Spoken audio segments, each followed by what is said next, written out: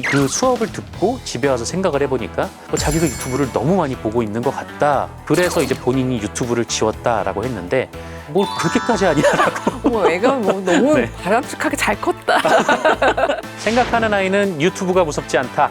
유쾌한 밤.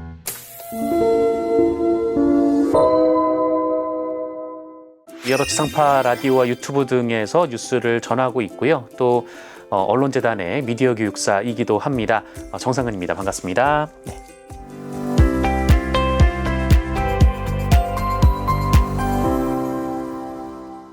오늘 정 기자님이랑은 같이 문해력 이야기, 디지털 미디어 관련돼서 얘기 많이 나눌 건데요. 네. 저희 초등학교 5학년 아이랑 얘기하다 보면은 얘가 모르는 단어가 너무 많고 네. 엉뚱한 얘기를 할 때가 많아서 깜짝깜짝 놀래요. 네, 맞아요. 그래서 우리 아이 책 좀 더 읽어야겠다 이런 생각 많이 하고 그러는데 사실 정말 문해력 관련돼 갖고 고민이신 분들은 언뜻 이제 애가 책 많이 읽어야지 이런 생각 하시거든요. 네. 근데 그 책 말고도 문해력을 키우는데 디지털 미디어를 활용할 수 있다고 하셔갖고 되게 신선했어요. 네. 모든 언론에서 이제 문해력의 문제를 이 디지털 미디어로 보고 있기 때문에 그래서 나오는 대안은 비슷합니다. 그러니까 디지털 미디어를 줄이고 활자 미디어, 그러니까 책을 많이 보자. 뭐 신문을 읽어보자, 또 한자를 의무 교육으로 배치를 하자, 뭐 이런 대안들도 나오고 있는데 저는 중요한 얘기라고 봅니다. 다만 이제 두 가지 좀 또 다른 생각이 든 거죠. 일단 첫 번째는 아이들이 책을 읽어야 한다라고 해서 아이들에게 책을 쥐어줬는데 그럼 아이들이 그 책을 잘 읽을 것인가라는 고민이었어요. 이 문해력의 문제는 좀 접근법, 또 일종의 태도라고 보고 있는데 그 쇼폼에 나오는 텍스트의 한 줄을 보고 그 의미를 깊게 한번 생각해보는 아이와 한 권의 책을 좀 혼이 나가 있는 상태에서 네, 페이지만 넘기고 봤던 아이, 그러니까 이 두 아이 중에 그 어떤 아이가 더 문해력에 더 도움이 되는 태도를 가지고 있는가를 생각해 보면 좀 답이 쉽게 나올 수 있을 것 같습니다. 그러니까 디지털 미디어를 활용하고 디지털 미디어 속의 텍스트를 글자를 읽더라도 그 내용과 맥락을 파악하고 또 문장을 좀 곱씹는다면 좀 문해력에 크게 도움이 될 수 있다고 보고요. 오히려 디지털 미디어를 통해서 좀 어떤 문장과 또 맥락에 접근하는 그런 훈련을 하는 것이 아이들 입장에서는 더 편하지 않을까라는 생각도 들었어요. 그러니까 그 이후에 좀 아이들에게 좀 지적 호기심을 유발해서 그와 관련된 뭐 신문이나 뭐 책이나 이게 롱폼으로 간다면은 조금 더 아이들에게 효과적일 수 있지 않을까. 그리고 두 번째 고민은 예를 들어보면 최근에 아이들은 이 넘버블록스 같은 유튜브 채널을 보면서 좀 연산을 좀 자연스럽게 익히고 또 에그박사 같은 콘텐츠를 보면서 또 곤충에 대한 지식을 얻곤 하잖아요. 훨씬 더 쉽고 편안하게 아이들이 관련 지식을 얻을 수가 있는 거죠. 그러니까 태블릿만 꺼내서 그 안에 유튜브만 보면은 그렇게 이제 지식을 얻을 수가 있는 거죠. 이 장점은 또 장점대로 가져와야 된다라는 생각이 들었습니다. 실제로 아이들과 그래서 수업을 좀 해보셨어요. 그래서 네. 디지털 문해력 수업을 하시면서 뉴스, 광고, 게임, 유튜브 등을 좀 여러 가지 이용하셨다고 들었거든요. 네네. 재밌었던 얘기가 유튜브 봤던 친구가 수업을 들었던 친구가 나중에 유튜브를 좀 지웠다는 얘기를 듣고 깜짝 놀랐어요. 네네. 그렇게 유튜브를 좀 지웠으면 하는 아이가 저희 집에도 있어갖고. 네. 네. 도대체 그 아이는 어떻게 그런 선택을 했을까요? 사실 그 모든 수업이 동일한 구조로 이루어져 있는데요. 그러니까 유튜브 같은 경우도 그랬습니다. 그러니까 유튜브의 단점을 좀 보여줬죠. 유튜브를 너무 많이 본 사람들이 뇌가 좀 붓더라, 도파민이라는 게 나와서 좀 일상생활에 지장을 받더라. 근데 의사 선생님들이 하신 말씀들이 굉장히 많거든요. 또 이런 얘기들을 보여줬고 또 한편으로는 유튜브를 통해서 자신만의 길을 개척하고 있는 사례들, 사회가 지금 어떻게 흘러가고 있는지 여기에 대해서도 좀 보여줬어요. 그러니까 이를테면은 BTS도 이제 유튜브를 통해서 자신의 매력을 전 세계 사람들에게 이제 어필을 할 수 있었고 또 최근에 또 화제가 되고 있는 뭐 빠니보틀 씨나 뭐 곽튜브 이런 분들도 유튜브 컨텐츠로 그것이 이제 자신의 이제 길이 된 그런 사례들이죠. 유튜브의 여러 측면들을 모두 보여준 이후에 좀 아이들에게 이 수업이 어땠냐라고 물어봤을 때 아이들은 본인의 유튜브 습관을 한번 좀 돌아보는 계기가 됐더라고요. 특히 그 중에 이제 한 친구가 그 다음 주 수업이 이제 유튜브를 통해서 정보를 검색해보는 좀 과정이 있었거든요. 그 친구가 유튜브를 지웠다라고 얘기를 하더라고요. 그래서 왜 유튜브를 지웠냐라고 물어봤더니 자기가 그 수업을 듣고 집에 와서 생각을 해보니까 자기가 유튜브를 너무 많이 보고 있는 것 같다라는 거래요. 그래서 이제 본인이 유튜브를 지웠다라고 했는데 뭘 그렇게까지 하냐라고. 어머, 애가 뭐 너무 네. 바람직하게 잘 컸다. 너무 부러워하시는데요. 아이들이 좀 이렇게 유튜브를 한번 보면 너무 오래 보고 그러다 보니까 이제 부모님들이 걱정도 하고 좀 개입도 하는데 아이들이 스스로 한번 판단해 볼 수 있게, 그러니까 이런 점도 있고 저런 점도 있는데 너의 생각은 어떠니? 라고 물어봤을 때 아이들은 생각보다 이제 본인에게 좀 더 좋은 길을 선택을 한다. 저는 이 사례를 보면서 또 다른 아이들도 자신의 유튜브 생활 습관을 좀 돌아봤거든요. 좀 그렇게 아이들이 스스로 이렇게 돌아볼 수 있는 계기만 만들어주면 훨씬 합리적인 선택을 할 수 있다고 좀 생각하고 있습니다. 더욱더 또 흥미로웠던 부분이 게임이나 유튜브로도 글쓰기 연습이 가능하다고 하셔갖고 네네. 이거 굉장히 좋은 생각인 것 같아서 좀 배워보고 싶어요. 어떻게 했던 건가요? 게임이나 유튜브 수업을 하면서 좀 미디어에 대한 조절력이 필요하다라는 점을 아이들이 인지했으면 좋겠다라고 생각을 하고, 조절력을 갖기 위해서는 그 자신이 어떤 상태인지를 먼저 돌아봐야 되잖아요. 그러니까 이른바 이제 메타인지가 막 발동이 돼야 되는데, 이 메타인지에 가장 효과적인 것이 역시 이제 일기 아니겠는가. 그래서 이제 게임 같은 경우에는 좀 아이들에게 게임 일기를 써보게 하는 그런 기회가 좀 있었으면 좋겠다라는 생각이 들었어요. 특히 이제 남자아이들 같은 경우는 게임을 굉장히 많이 하기 때문에 이제 뭐 게임으로 많이들 갈등들을 하시잖아요. 뭐 그때마다 뭐 여러 뭐 프로그램에서 좀 아이들과 게임 수칙을 한번 만들어 보라 뭐 이런 조언을 했는데, 이 수칙을 만들어 보면서 이제 게임 일기를 작성을 하는 것도 같이 이제 끼워 넣는 거죠. 그래서 아이들이 게임을 할 때는 뭐 네가 정한 수칙에 맞게 네가 게임을 즐겁게 하렴 둬보는 거죠.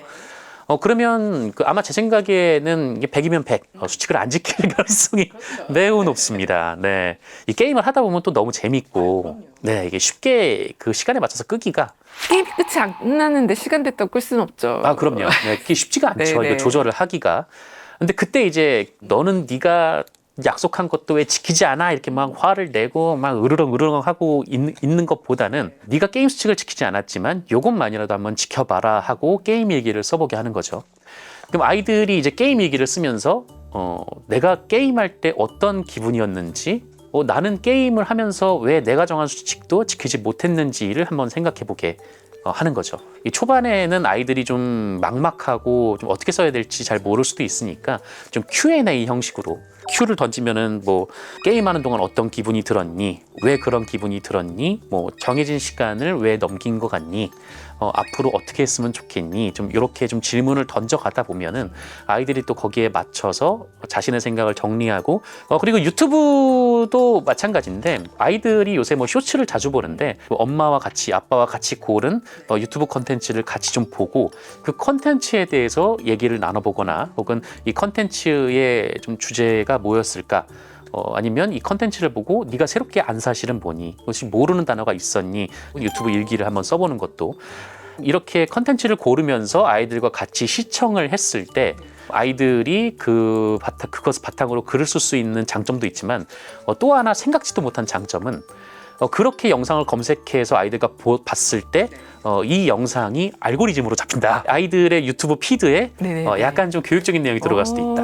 근데 꼭 그 교육적인 내용일 필요는 없고, 뭐 아이들이 좋아하는 뭐 블랙핑크나 뭐 뉴진스나 뭐 이런 친구들의 뭐 한 10분짜리 뭐 다큐멘터리라도 같이 좀 보고, 여기서 좀 네가 어떤 느낌이 들었는지, 또 이 블랙핑크의 이 멤버에 대해서 이 영상을 보고 네가 새롭게 안 사실이 있니? 좀 이렇게 아이들이 컨텐츠를 보고 거기에 대해서 좀 생각할 수 있는 시간을 확보를 해주시는 게 굉장히 좋을 것 같아요. 저희 아이 유튜브 채널에 유쾌한 밤에 계속 떠요. 네, 저도 비슷합니다. 네. 아주 바람직한 알고리즘인데, 방금 말씀하셨던 게임이나 유튜브 글쓰기 말고도 또 우리가 해볼 수 있는 것들이 여러 가지가 있는 것 같아요. 집에서도 활용해 볼 수 있는 것들을 알려주시면 도움이 될 것 같은데요. 일단 그 수업할 때 가장 반응이 좋았던 광고를 활용하는 방법을 해보면 좋을 것 같아요. 네, 광고 수업 재밌었어요. 또 애들이 또 재밌어 했고요. 광고 수업을 하면서 아이들에게 좀 광고에 대한 다양한 영상도 보여주고, 그 실패한 PPL, 그 드라마 PPL 이런 것들을 또 재밌고, 또 이제 최근에는 반전이 있는 광고들이 재밌는 게 굉장히 많거든요. 또 그런 것들을 보면서 광고에 대한 설명을 한 다음에 좀 아이들과 이제 광고 카피를 한번 뽑아볼까라고 실습을 한 거죠. 그때 이제 가져왔던 것이 이제 바나나 우유였는데, 이 바나나 우유를 판매하기 위해서 한 줄의 광고 카피를 뽑아보자라고 얘기를 했습니다. 그래서 워크지를 만들어서 뭐 이 제품의 특징은 뭐고 누구한테 팔고 싶고 그 친구들에게 이제 어필할 수 있는 좀 한 줄의 광고 카피는 무엇인가 아이들에게 한번 써보라고 했는데, 이 제품의 특징을 알기 위해서는 이 제품을 먼저 잘 관찰을 해야죠. 네, 아이들이 이렇게 잘 바나나 우유를 관찰을 했는데 아마 아이들은 바나나 우유에 써 있는 텍스트를 보는 게 처음이었을 거예요. 근데 아이들은 이 텍스트를 보면서 좀 더 다른 특징을 찾아보고 싶어 했고, 바나나 우유에 그 해시태그가 달려있고 뜬먹이라는 단어가 있더라고요. 저도 처음 봤는데, 뜬먹이 뭐냐면은 이 바나나 우유가 위에 이제 약간 좀 이렇게 알루미늄처럼 된 그 껍데기가 있잖아요. 그래서 요거를 다 뜯고 분리수거를 해야 그게 분리수거가 된대요. 아이가 이제 그 뜬먹이라는 해시태그를 보고 그거를 이제 특징으로 적은 거죠.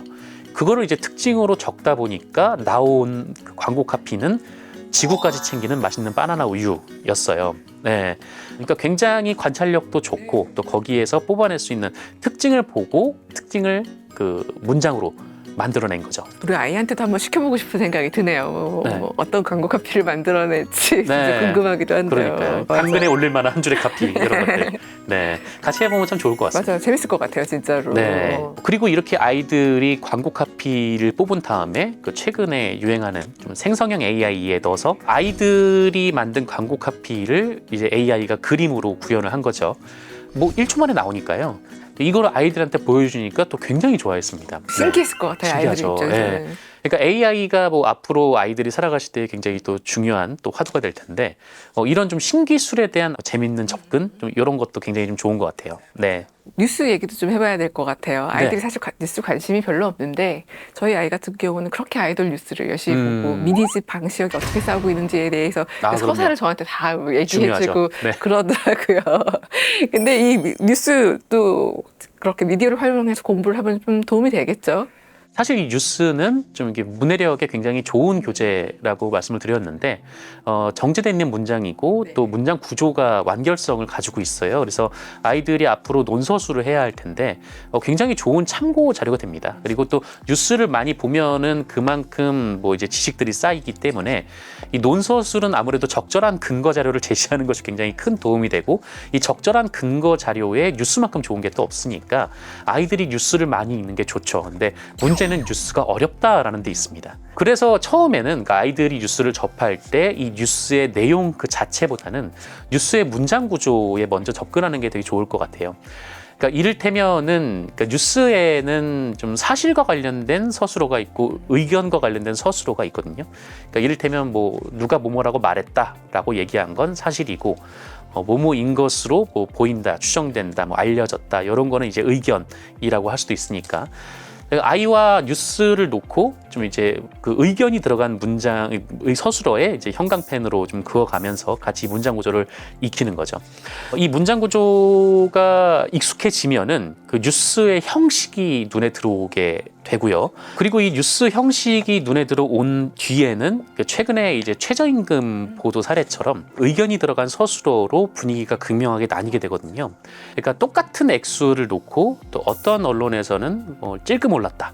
또 어떤 언론에서는 아직 여기에 미치지 못했다. 좀 이렇게 좀 의견이 좀 갈리는데, 기사의 서술어로 이렇게 분위기가 달라지는 그런 사례도 아이들에게 좀 보여주신다면, 아이들이 어떻게 단어 선택을 하느냐에 따라서 이제 본인의 글이 다른 사람에게 어떻게 전달될 수 있는지를 이제 체험할 수가 있게 되죠. 그러니까 앞으로 아이들이 좀 평가받는 방식이 이제 논서술 형태로 바뀌게 되는데, 이때 이제 비판적으로 좀 글을 읽고 쓰는 것이 굉장히 여기에 큰 강점이 될 수 있을 거라고 보고요. 그러니까 이것이 연습이 되면 아이들이 무언가를 읽는데 혹은 또 쓰는데 또 두려움 없이 접근할 수 있을 것 같습니다. 우리 생활에서 진짜 뉴스, 광고 뭐 이런 거 하나도 다 떼어놓고 볼 수 없는 것들이 많은데요. 네, 맞아요. 그럼에도 불구하고 디지털 기기를 좀 사용하는 것에 대해서 거부감이 있는 집들은 늘 전쟁도 좀 하고 있고 또 적절하게 타협점을 찾은 집들도 있는 것 같아요. 네네. 근데 아이들 성장 시기별로 이 디지털 기기, 디지털 미디어 사용하는 로드맵을 좀 제안해 주시면 저희가 좀 적용해서 같이 해볼 수 있을 것 같아요.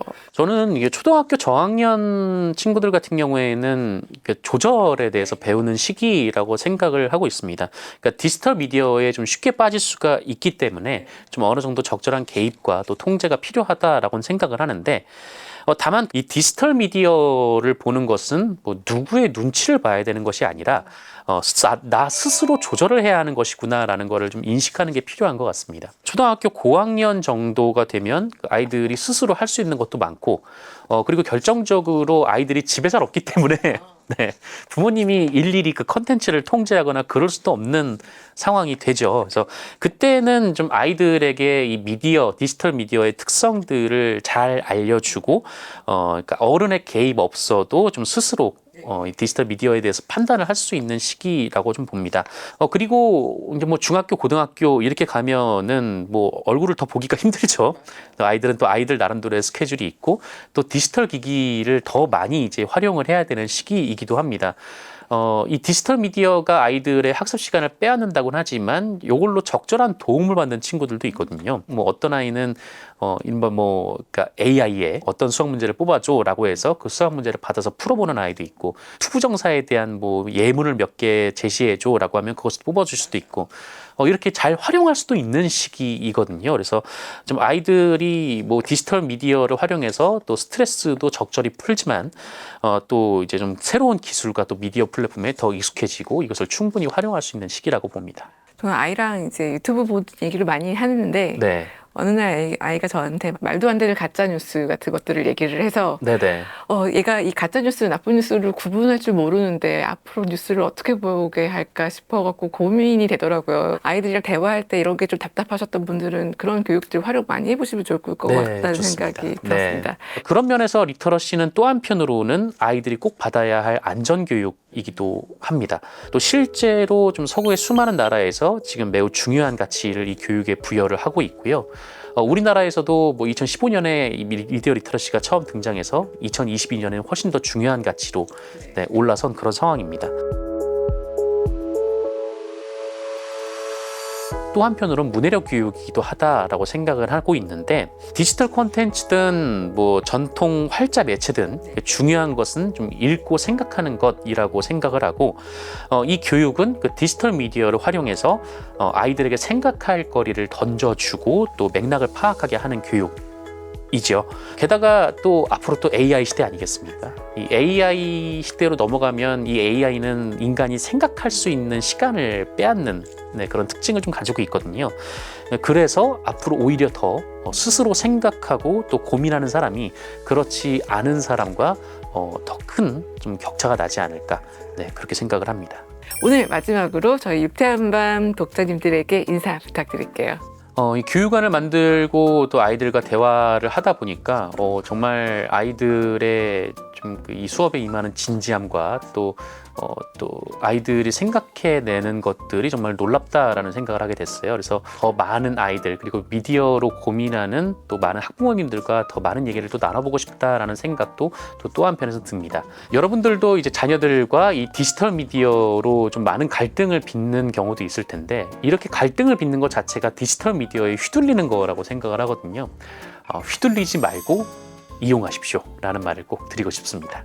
디지털 교과서도 도입이 된다고 하고요. 사실 학교 학원에서도 이제는 디지털 기기를 사용해서 과제 제출 많이 하거든요. 네, 맞아요. 이거 우리가 안 쓸 수 없는 시대가 진짜 왔어요. 장단점 잘 파악하셔서 아이들과 좋은 교육으로 이어가시길 바라겠습니다. 네, 꼭 그랬으면 좋겠네요. 네. 오늘 말씀 감사했습니다. 네, 고맙습니다. 감사합니다.